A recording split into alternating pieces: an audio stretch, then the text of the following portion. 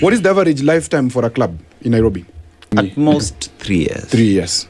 That is Really? the average. Yes, yes. Okay. Even the ones that are opening now, very many of them, give it 3 years. Then you will see them close or just exit the scene. Why? Why? What are they doing? They've completed cleaned their They're special purpose purpose. vehicles. Because you go into a club today, you see the level of investment that they've put inside there. Yes. You're wondering, when will these guys make this money back? And every other weekend, they're bringing in very special artists, big artists who are doing very big jobs, wonderful things. So these clubs and lounges are used Those to wash are that money. Clean, and I'm not afraid to say it. Most of them, if not all of them. So the money is collected on Sunday as tithes, but it goes to the limited companies, banked into the limited company's account, not the church account.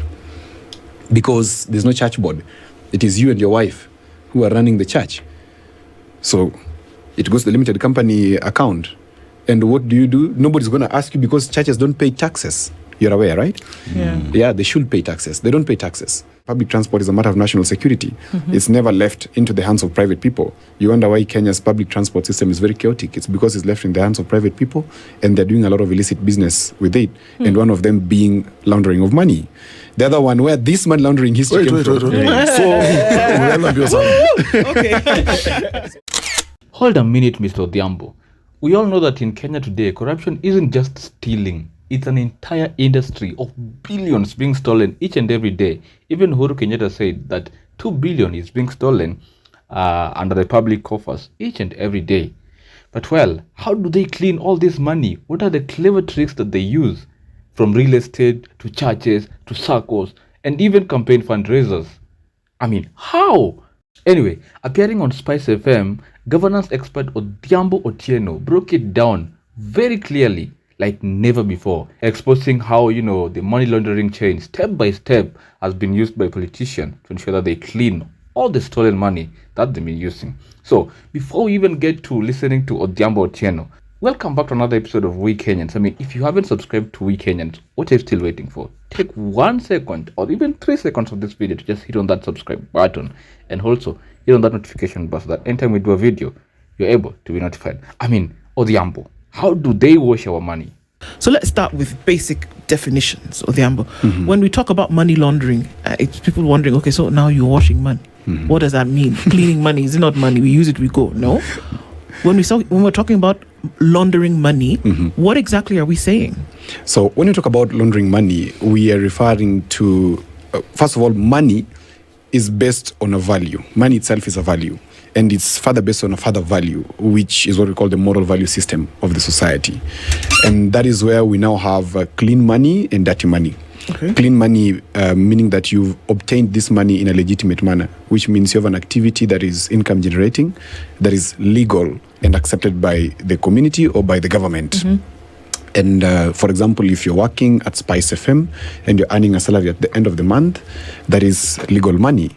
When you're doing business and you're being paid for it, you're raising invoices and you're being paid for them, that is legal money. Because that is how the system or the matrix is, if I would use that term.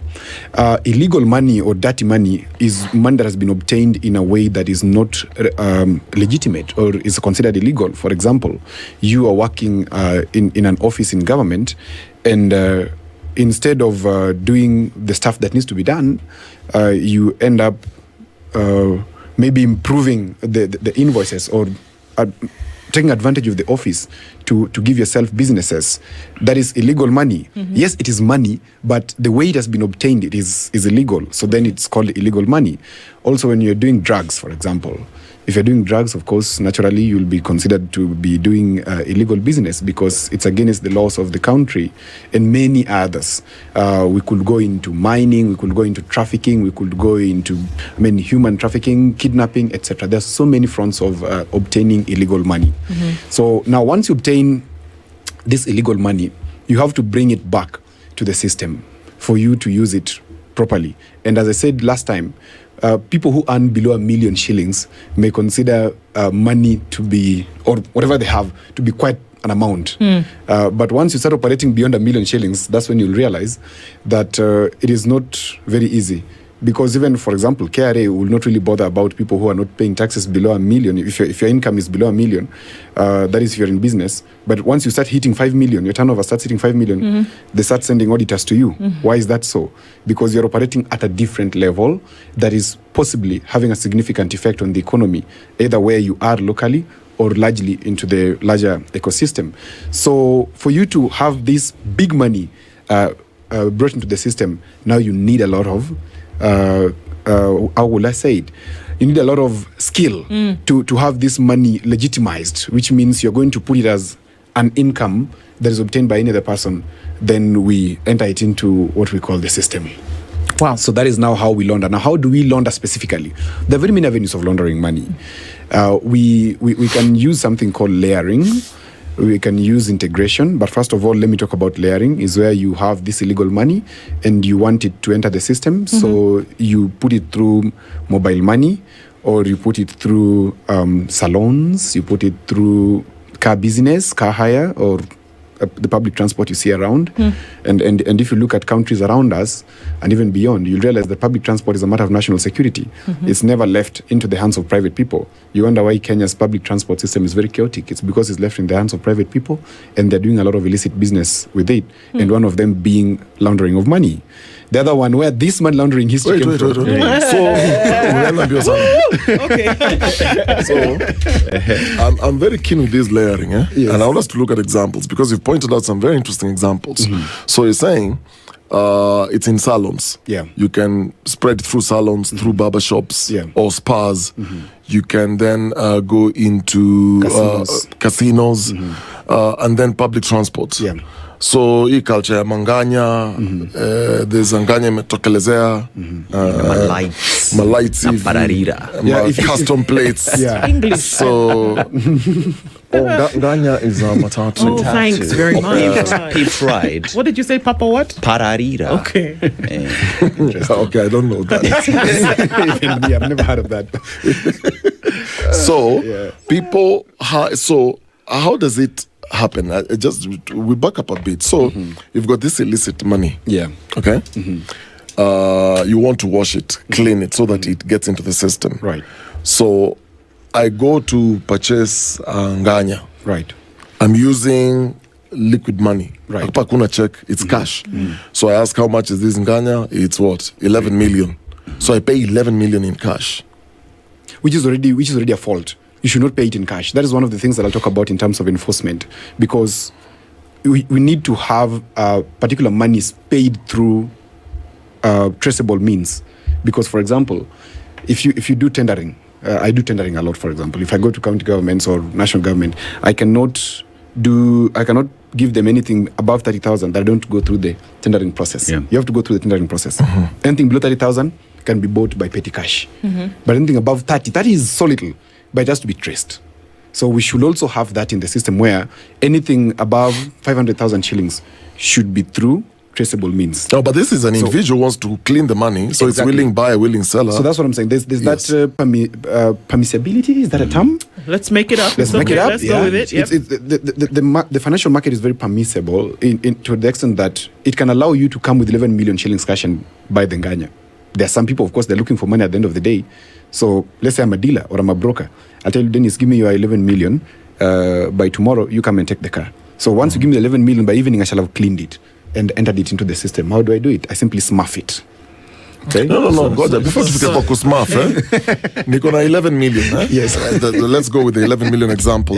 So it's Anganya, because we know this, and I know stories where people buy apartments in cash. In cash, yeah. From these Chinese developers, Indian developers. People go buy in cash, actually several units. Right. So you have 15 million. Right. So you're taking this 15 million in cash to Yes. this developer. Yes.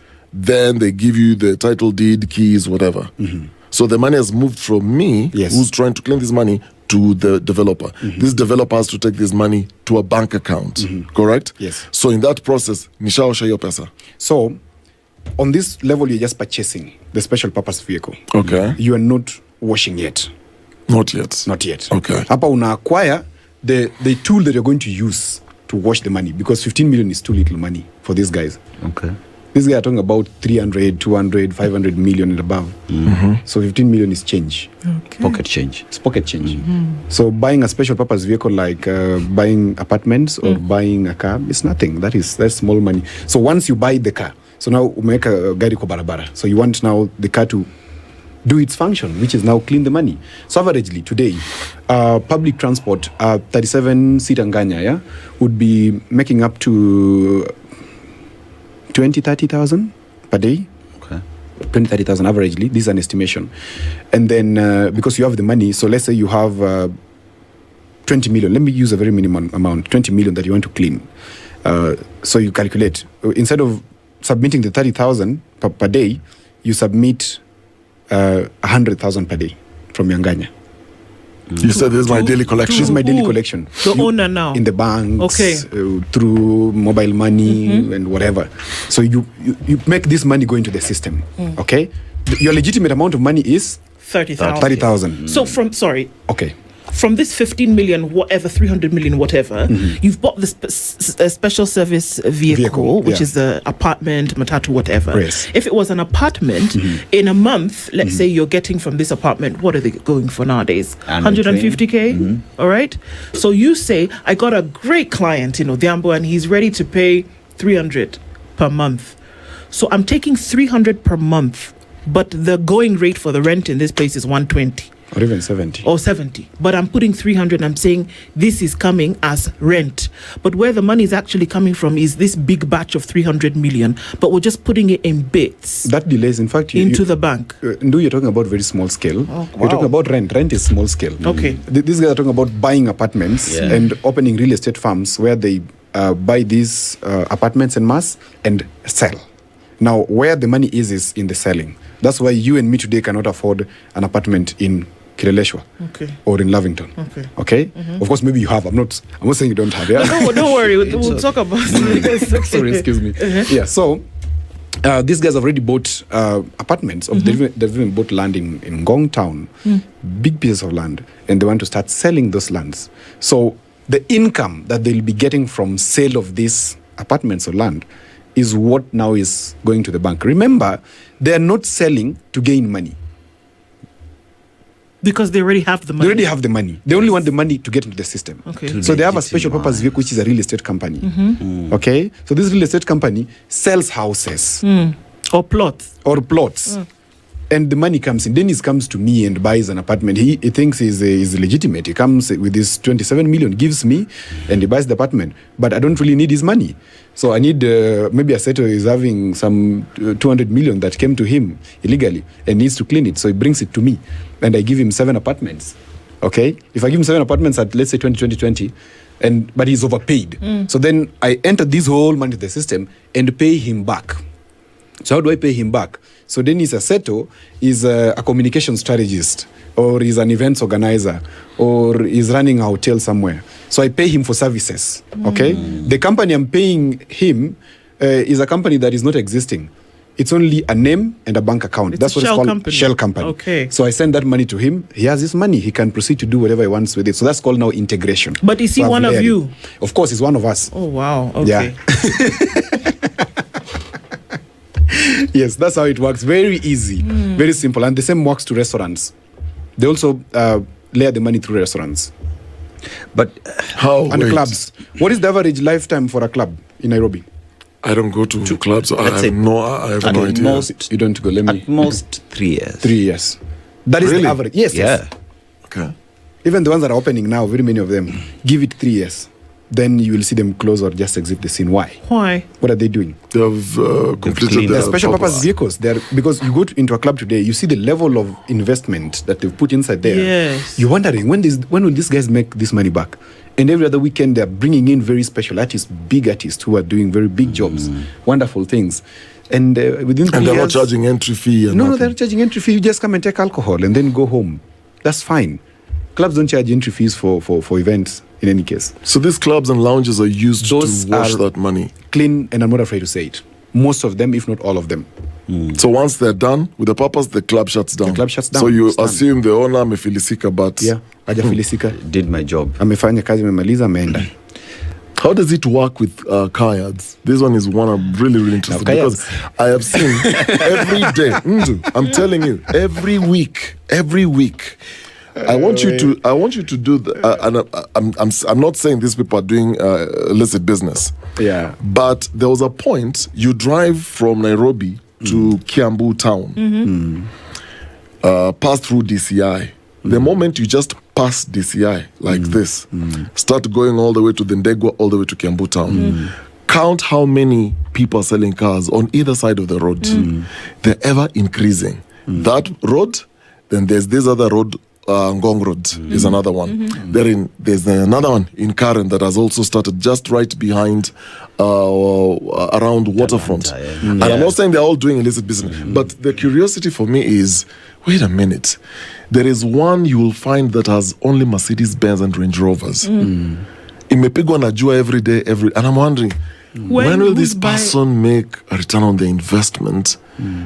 How do they do it? It is almost the same way, though it takes a little bit of a different turn, because they work with the banks. So most of them, not all of them, of course, they take overdrafts. Once you have an overdraft of, let's say, 100 million, the cars are loaded, whatever they're in Japan. Cars worth, let's say... even 500 million? No, 500 million is on the higher side. Okay. Let's do the 100. So cars are loaded worth 50 million. They're coming. You remember the overdraft should be paid within 6 months. Okay? So by the time the cars are landing at the Nini, they're already being registered at the port. Yes. By the time they reach the yard, these cars have already been sold, and this money has already been taken back. So the deposit to the bank, 200 million. Within at the 6th month, they deposit the bank how much? Yes. How much? 200 million. Remember the overdraft they took was 50. 100 million. Yes. They bought cars worth 50 million. So which means at that point they made a profit of 50. Yes. Legitimate kwanza. Yes. Then I have the money. I have my 300 million that I need cleaned. I already gave the car bazaar guy. Told him, wewe, hakikisha hii pesa imeingia system. So he goes and files that these cars have already been sold. Or the other thing that they tell you, you take this car and pay me within 6 months. Or pay me within 2 years. They don't mind. They don't mind. But Otieno, you see, when all Tell me where they're paying the tax. You see, and that's where I want us to head to. Yes. Because in all these transactions, whether I'm buying an apartment, there is my carrier PIN number, there are invoices and everything that is needed, right? If it's about, say, a club, there is ETR for every booze that is bought. If it's hair, the same, there is ETR that is generated. If it's buying a car, it is against my carrier PIN number and everything else that I need for me to own this car. Right. How do they bypass all this system for this money to be clean? I like your question. It is excellent. So at the Kenya Revenue Authority, and I'm not afraid to say this because I've sat with some of them and they've told me that there is the bit of tax evasion. So you're told to under-declare. Is that simple? You're told to under-declare, or you agree to under-declare. Okay. Well, like your sales. Let me give you the simpler one with the bottled water. Okay, mineral water, the one we drink. Yeah. So with bottled water, you're a manufacturer or you're a bottler. Let me put it as such. Okay. You need to have.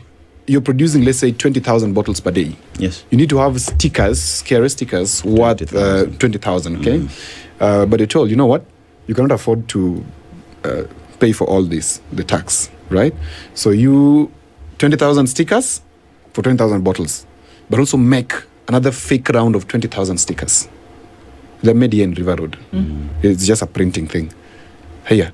So 20,000 stickers others. So which means you're making 100% profit, but you're not declaring these 20,000 others. So when the enforcement officers go into the field, they go and even take photos of these bottles, of course, and check, is this sticker actually legitimate? Then you find that this sticker is not legitimate. It means this sticker was coming from whatever, River Road or whichever place. That already is giving you, as the business person, the advantage of under-declaring. So which means KRA is not collecting for 20,000 bottles that you have you've assembled. Okay? Now take the same and bring it back to what you're talking about. That's why you're told under-declare. Utatupatia kitu per month, yeah? It happens in Kenya.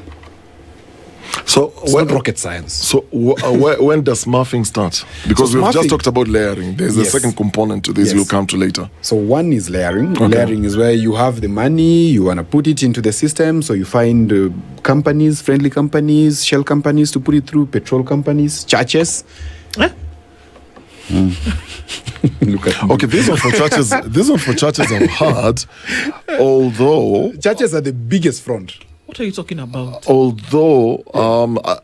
always wondered how they do it. I think I have an idea, but I'm not sure. So how they do it, when you see a lot of politicians going to either specific churches, for example, and they're giving 40 million. offerings, and maybe there's a project that they have, there is a construction, for example, and they contribute. There's what is declared and there is what is not declared. Correct. So the story, when Shakahola's story came out, that was the conversation that, look, there is money that is being cleaned through some of these individuals, and that's why you cannot touch them. So how does it work? Ya sadaka. Sadaka ni rahisi sana. When a church, churches are registered, yeah? But those Yes. churches are also having limited companies. As part of the church. Of course. All right. So the church is, let's say this, and I don't mean any pun towards Pentecostal churches. That is very important to say. Most of these evangelical churches, these Mabati ones, which are within 100 meters squared area. Light they're- of the World Testimonies International. Exactly, Okay. Jesus' feet or whatever. There are so many. They come as registered, of course, but they also have a limited company by the side. So the money is collected on Sunday as tithes, but it goes to the limited company. It's banked into the limited company's account, not the church account. Because there's no church board. It is you and your wife who are running the church. So it goes to the limited company account. And what do? Nobody's going to ask you because churches don't pay taxes. You're aware, right? Yeah. Yeah, they should pay taxes. They don't pay taxes.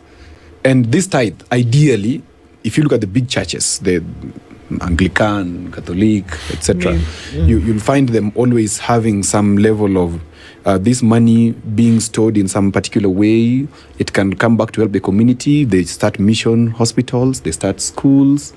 They even at times help in sponsorship of students, scholarships, etc. But these evangelical churches, they don't sponsor nobody. So once they have these limited outlets or limited companies, I have let me use yours as Use my me. guinea pig I'm today. your phone today. So you have the 200 million that came from the drugs or that came from government tender. And let me use government tender because that is the most juicy one and local and most relevant. So a government tender, you stole 200 million and you want it to enter the system. So you have a church, a pastor, mama and a baba. And you ensure that every Saturday or every Sunday when they collect tithes, they declare 10 million, 20. Okay, because the many churches, not going to be one. Yeah. You're going to have what you're talking about, Ndu. How did you call it? Jesus Fit Ministries? So Light of the World. Light of the World Ministry International. Yes. So it has 10 branches in Kenya. No, 10 they call them branches campuses. Campuses, yeah? Yes. It has 10 campuses in Uganda, another 50 in Tanzania. And they have the headquarters somewhere in Nairobi. By Monday, these all churches need to bring their tithes up here. Their returns. Yeah, the returns, and it's banked. Nobody who carry goes to check where did you get this money from. It's a tithe, for God's sake. It's 10%. I call it the 10% and Jesus economy. Yeah. So once it's there, you'll never know. So me as a politician, I only need my pastor to be appointed at a position somewhere, and so I have him. And he will always give me money as I want, and he can send this money wherever I want it to go. Churches are one of the So biggest liars. So as a politician, well, not all. So for the churches that do this kind of business, so I come in as a politician, I want to wash my money through the church without anybody knowing. So you're talking to the pastor, and then unatoa sadaka yako. Because it's not declared really. So if it is, let's say 50 million, so this 50 million doesn't go to the church's account, it goes to the limited company account. Yes. So then how do I get it back? How is it cleaned? Then I get it back. It's already coming from the church to the limited company account. Okay. No, from me to the church. From you to the church, you Yes. take it in cash. Yes. Yeah, in cash, basically. Yes. Because you've carried it in sacks or something. Yes. I mean, you guys were alive when Yeah. Josephine Kabura, somewhere, some hairdresser, carried 50 million shillings in a sack. Yes. Yeah. That's the same way it happens. You carry money in a sack or in gunny bags and take it to the pastor. You take it through a rambes, you take it through special programs, offering, But then how etc. do you get it back? Yes, how? That's what I'm explaining. Yeah. Okay, let me talk a little bit slow. I think I'm talking very fast. So before you Dumb it down. so before you even come with this 200 million, Right. I need a good story. So my friends contributed to me. That's why I course. have 200 million. So this 200 million, my offering, donation to the church, goes to the limited account. So how do I get it back? Good. So how do you get it back? So you get it back through these shell companies again.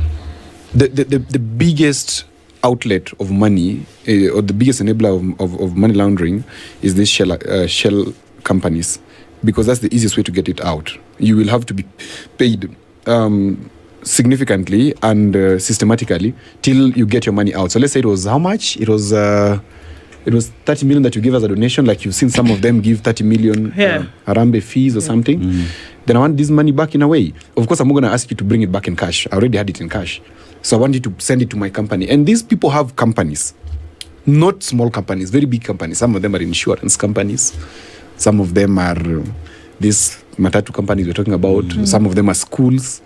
Some of them are Hospitals. Cleaning companies. Cleaning companies, the ones that do the mopping. Yeah. And I know even here you have one, yeah? Yeah, those ones. They receive money because they're used to receiving bulk monies. So this money is wired back.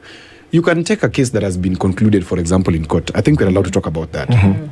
Where now we're talking about Governor Obado and his monies, and him giving some monies back to the states through In a something plea called bargain. plea bargain, which is the most silly thing this government is doing and the ODPP is doing. There should not be plea bargains, because that is civil way of resolving issues that does not lead to deterrence. Because what we need to for money laundering to stop or to reduce significantly is deterrence. So, for example, the case of Governor Obado, he has taken so much money. This guy is accepting that I have money, and actually I have it in assets A, B, C, D, and E. Yep. Then ODPP says that, oh, you know what? We can talk.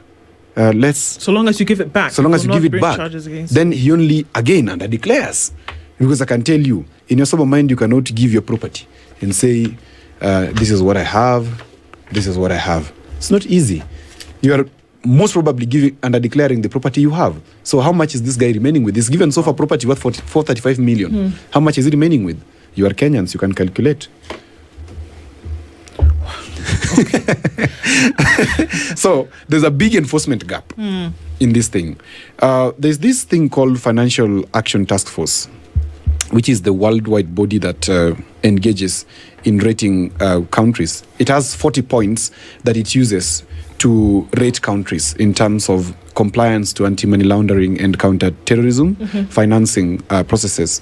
And it listed Kenya previously, I think this is 2022, into the grey list. This I said last time. Now, once we were listed into the grey list, there were recommendations which we needed to get out of. And for us to get out of these recommendations, there are some things that we needed to do. And you find that one of the things that lead us to this grey list, or led us to this grey list, is the office of the ODPP. And look, I want you to listen to this one very carefully. We have a system, the criminal justice system, that is operating in silos, where everybody is powerful. And power, in its rawest definition, is capacity to influence a course of one's life.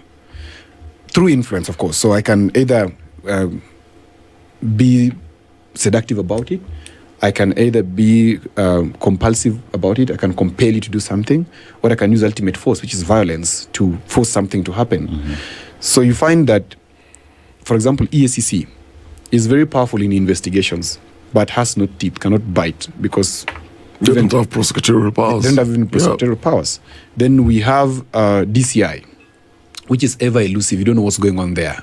It looks like a showbiz center, that thing at Kiambu, Okay. where they take people and take photos of them, and they secure no convictions. The other one is now the biggest weak link in this process, which again I said is the ODPP. Then of course you have the judges, the judiciary, etc. Now, why is the ODPP being the biggest weak link in the war against money laundering? Between 2016 and 2020, out of 52 cases which were filed there, 16 which proceeded to litigation, there was 0 convictions.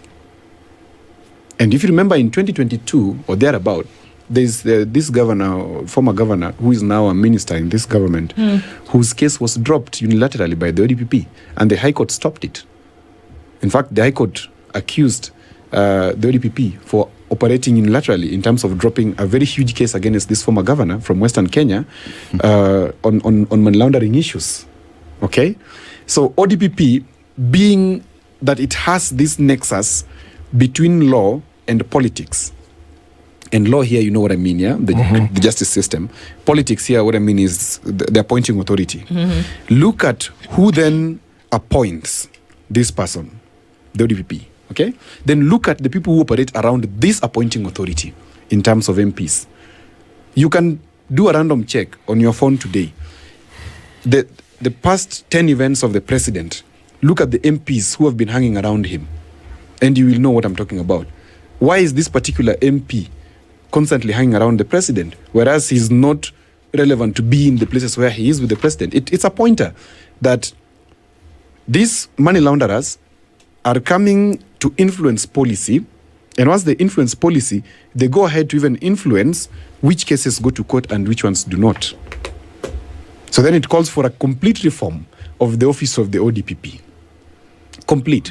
By denying them something called unilateralism, we must move to consensus between ODPP, EACC, DCI, and probably the judiciary. You know how this makes this now. You know how this makes sense, because I don't know that I once told a story here of I was hanging out with this governor, and he had a case in court. And we're just chatting, and suddenly just shows me his WhatsApp. He's just chatting. Says, "Oh, by the way, I'm chatting with this magistrate. I want my case to be moved from this location to another location." I was so shocked. And he casually just showed me the conversation on WhatsApp. I will not mention the name of the magistrate. And I'm like, "How are you talking to this magistrate?" It's like, at the time, he said that their fear is EACC. Yes. Like you said, they're very good with investigations. Yes. They don't fear judges and magistrates. That's what he told me. Because they can be bought. Yeah. And he told me, look, I'm having a conversation and I'm directing this magistrate, just move this case from this location to another location for political expediency. Now, lawyers... That's how casually they're doing Lawyers are the other problem in this system. Lawyers are the other problem in this system. Because, number one, you must have heard of something called escrow accounts. Yes. Yeah? Or client account. You know, client accounts cannot be audited. Yes. By anybody. So I have some of them who are my friends. They have some of the biggest client accounts that you've ever known in Kenya. So I steal money, deposit in his account. It's a client account. You know, you don't have to investigate. And lawyers, of course, we always say that you don't need to have a very smart lawyer. You don't need to have a lawyer who knows the judge. How they say you need a criminal lawyer. Yeah, you need a criminal lawyer. Literally. Yeah. Yes. Who knows the judge? Who can get you through to the judge and by the judge? One time I was sitting with one lawyer who told me that, you know, all these magistrates that you see, these ones were my students. And I see him doing the same thing you're talking about, directing them, that please, this one move to you. And one time off, of course, the process, he told the magistrate, that's not what I taught you. And that's not how it goes. This is how it should be. So, manipulating this magistrate back from academics when they were in school. So he always has an upper hand. He has an upper hand because he's a forever teacher. You know, your teacher is your teacher. Your senior. Yes, your senior. Fully. And these people who are busy in money laundering are also busy with the lawyers. And lawyers and judges, all of them are earning something. We saw it when one of the Supreme Court judges was adversely mentioned in the case of receiving 200 million shillings. It was about, you remember? Yeah, at a petrol station. And lately we've been hearing even some of the former people, former justices, or even currently serving, receiving monies in Cayman Islands. Or other places. So the war against money laundering is not going to go through for as long as we still have enforcement gaps. And as I say, the biggest enforcement gap we have is this question of unilateralism by the ODPP, and maybe we need to move into something called consensus paralysis, where we disable the ODPP from unilaterally withdrawing cases from the court. If it has to be withdrawn, then let us set a guideline. And the whole judiciary, I'm not part of that ecosystem, but the whole judiciary must sit down and agree, or the criminal justice system must sit down and agree that for a case to be withdrawn, it must have met A, B, C, D, E. Because why are we just waking up one day and do? Absolutely. And saying that Ile Kesi Andu, where she's accused of taking 200 million from XYZ, withdraw it. Why? Just like that, out of emotions. We did or what? hear a judge most recently, this year actually, and she said, you know what, you guys, she declined to allow the withdrawal of cases based on lack of evidence, because she said, absolutely not. Yes. You guys, number one, are wasting our time. Number two, by the time you bring a charge sheet to court as the ODPP, one would have assumed that you have met the threshold for evidence, or that you have, gathered your witnesses, all this kind of thing. So she actually refused. This is one of the cases that will essentially go. And she said, you gave us a list. We're going to go with that, what you did. You can't come and tell us later that it is unsatisfactory in terms of evidence. But I want to go, even as we talk about this, because these are cases, from what you're saying, will never meet the light of day. We'll never see the light of day, as it were. Apart from money that you say you've swollen an invoice or whatever, where else does this money come from? This money that's laundered, where does it come from? So, of course, you remember the gold thing we talked about? Yes. That's one of them. Narcotics I talked about last time. That's another. Government theft, absolute government theft, where you just steal money without doing any service, supplying air. That's another one. Like if perhaps maybe a dam were to have been built, and then money was paid, and then maybe you didn't build a dam. Just as an example, Very, very a dam brilliant. somewhere. I like doing So that money from that dam that wasn't built. Yes. Or overpricing. The money was paid. Overpricing. or Have gone towards railway. something like that. Okay, I see what you mean. Yeah. All right. There are very many other chances where this money come from. It could also be robbery. Oh. Yeah, because when you rob money, or when you rob somebody of money, how are you going to put in the system that you did some hard work? And it's not small robbery. You ever heard of cash in transit robberies? Yeah. Right now it has reduced significantly, but even this year I think we had one earlier in the year by one of these security companies. So when they are moving money from point X to point Z, you find that they're waylaid and the money is stolen. Cash in transit. And it's not always small money. Those people move with hundreds of millions of money. I remember this one, they stole money that belonged to one of the supermarkets. It was about 96 million shillings. Yeah. This Yeah. It was in the news. It was in the news. 96 million shillings. So how are you going to enter 96 million shillings into the system? You found them having these monies in jerry cans in their houses. Somewhere in Eastlands. Yeah. You remember? Yeah. And so for you to have this money back into the system, if you're not brilliant, then you won't have it in the system. You'll be caught like some of them were caught. But some of them have not been caught. Yeah. And when the police go to recover, again, this is where the other interesting point comes to. When they go to recover this money, they say, out of 96 million shillings, we've only recovered 10. But in reality, maybe it was 40 that was recovered, or even the whole amount. But Odhiambo, why go? Under declaring again. Under declaring. Odhiambo, why go through all this trouble when I can go to, because earlier you said some of these people collude with banks. Yes. Why go through all this trouble? When I can collude with the bank guy. Go to the bank manager or the owner of the bank and say, look, I have 200 million here. I want to do a deposit. Figure it out. Take a cut of 5% or 10%. I like the way you think, because it happens. Nimefikiria come to a wash. Sana. Uko na akili, bro. We need to ask you a few questions. Investigating, yeah. So some of them buy banks, tier 3 Buy banks. banks? Yeah, banks are bought. You can buy a bank. If you can't find somebody to deposit your Yes, money, just buy a just bank. buy the bank. Yeah. So they have they would own insurance firms. Insurance, is sorry to say, it's free money for me. Because it's a case of probability, and I mean, it's free money. So once you have some level of money from insurance, if you own an insurance firm, then the next thing is you deposit and buy a bank. So you can buy off tier 3, which maybe goes for 2 billion shillings.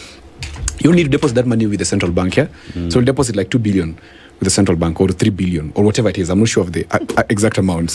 So let's say It's a tier 3 bank. it's a 3 bank. It's an easy bank. So let's say this bank, let's give the highest 10 billion shillings. How much is 10 billion shillings in terms of dollars? It's about $100 million. $100 million. Isn't it? 10. You said 10 billion. 10 billion, yeah. Yeah. Should be $100 million. Yes. $100 million is not so much. In dollars. Yeah, it's not so much. In Kenya, it is too much. You cannot even put your head around it. Yeah. But for those people, that's nothing. So they have $100 million. They come and deposit with the central bank. and they want to open a bank. And the bank is open. These things have happened. I'm not talking about novelty. They've happened in this country. I know. Yeah. And once the bank is opened, the directors, again, take very huge loans against them within the bank. And then the bank collapses all of a sudden. And you see, after the bank operating for about 4 or 5 years or 6 years, and you see what happens here is that they gave Okari a loan, or they gave so many people loans, and for them to give you a loan, you give security, yeah? Yes. You give security, Yes. a car, Yeah. title deed, yeah. those stuff. That's what the bank trades on, those securities. That when you default, they sell it, they get the money, okay? So these security deposits are so many that they're way above the value of the bank, okay? So these guys either decide to move to auction and move out, or they take a very big loan against the bank and withdraw immediately. There's a bank that collapsed in 1986. I'll not mention it. It collapsed in 1986 because one of the depositor or one of the directors, which was a government entity, withdrew 600 million in one day. The bank closed. There's nothing left. Nothing left because banks operate on deposit. Yeah. So there are also officers in the bank who help in money laundering. So, for example, you're given a government bribe. This is another very interesting point. So these Chinese, and I'm not afraid to call them out, these Chinese companies you give them a contract. You are the head, you're the PS of XYZ. You give them a contract that goes for those big monies we're talking about. And you know those contracts are not always 100 million. They're in the billions. And of course 10%, yeah? So let's do 10% of 5 billion. How much are we talking about? 500 million. 500 million. 500 million, yes. Of course, they will give you that money in dollars in cash. Come on. And it comes in, it flies in a private jet. Okay. Yeah, it flies in a private jet and lands somewhere here. Okay. Literally. It could be 3 private jets or just one. It lands. So you have this money. Where do you take this money?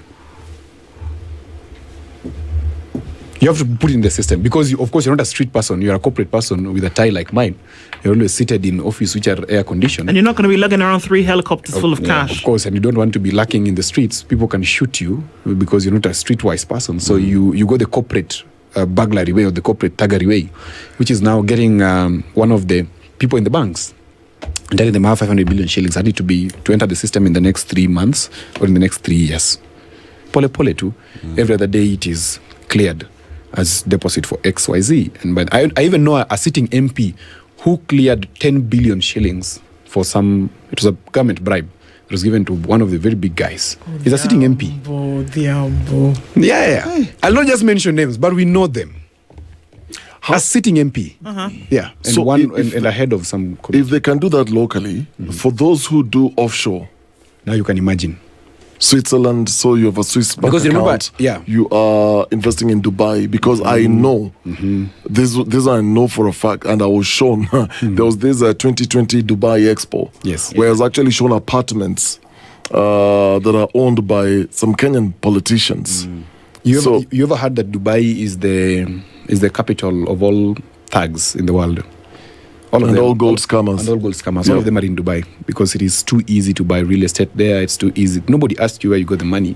Just bring it. Yeah. This is an investment capital. It's an investment capital. It's a trade capital. Yeah. You just bring your money and invest with us. You buy whatever you want to buy. So when they're taking this money to like a Swiss bank account and these offshore accounts, they have laws. You can't take that kind of money to their banks without being questioned. So do they also collude with those banks? So like Swiss, for example, in the previous years, was very open to money being brought in without beneficial owner declaration.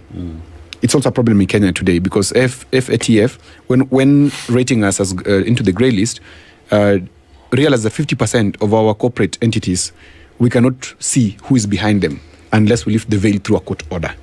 Okay?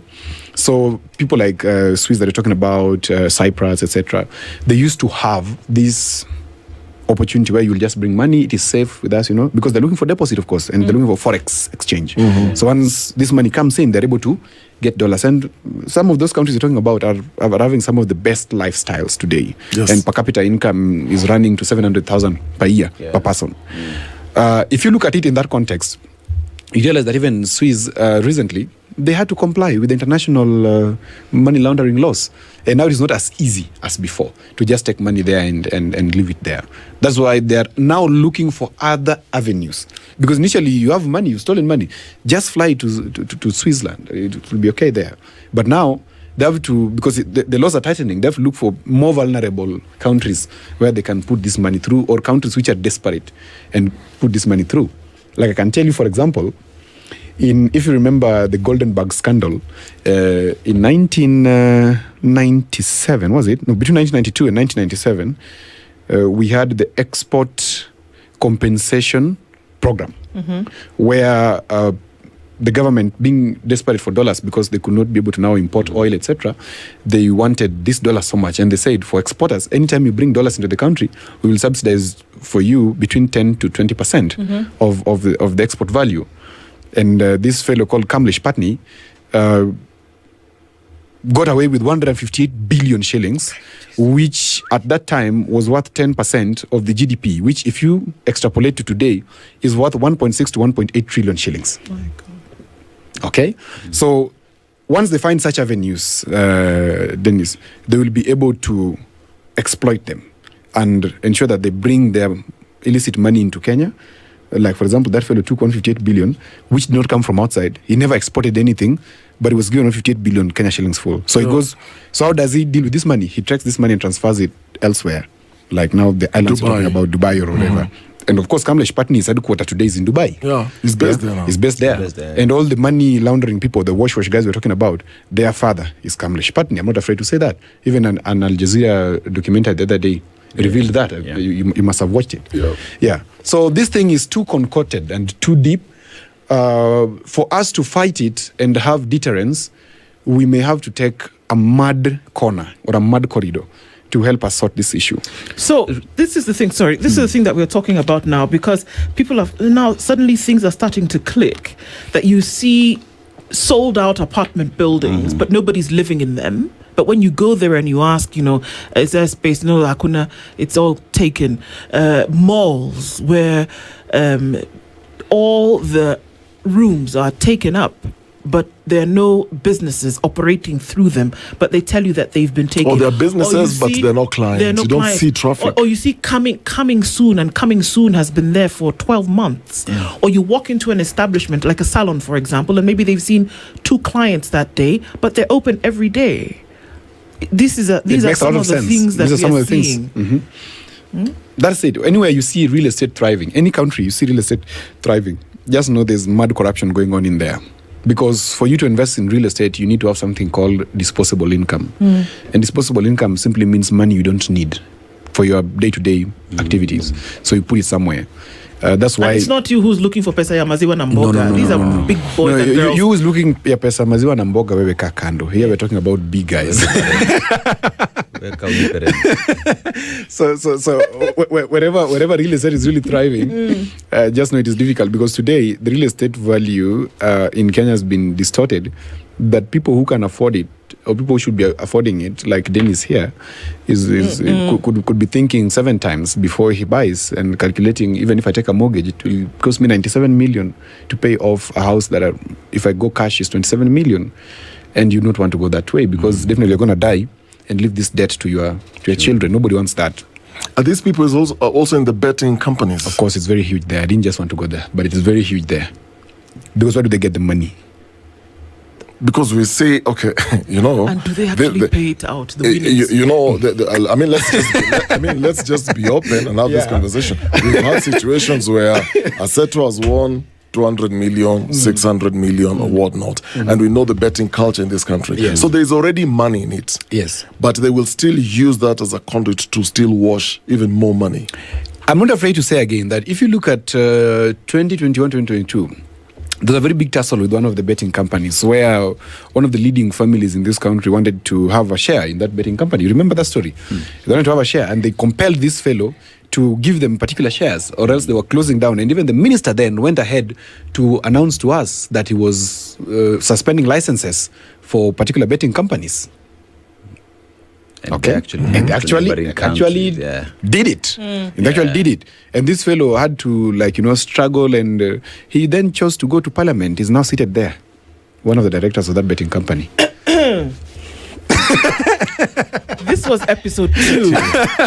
Episode 3 is loading, and we'll let you know what that is. If anything, for us to be aware of actually what's actually going on. And so you're getting into a business for you to, you want to have your antenna up in terms of what may be the real situation. Right. Thank you for doing episode 2 with us. We'll tell you what episode 3 is. Of course, Odhiambo Otieno, Asante Sana. And your knowledge of this is so much so that folks are saying, do you have protection as you're living here? Because maybe you know too much. Of course, they can never get me. All right.